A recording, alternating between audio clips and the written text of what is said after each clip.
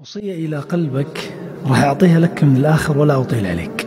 خلاصة هذه الوصية في هذا الشهر المبارك: أولا، إلزم كتاب الله تبارك وتعالى وأكثر من تلاوته. الأمر الثاني، تابع الختمة بعد الختمة.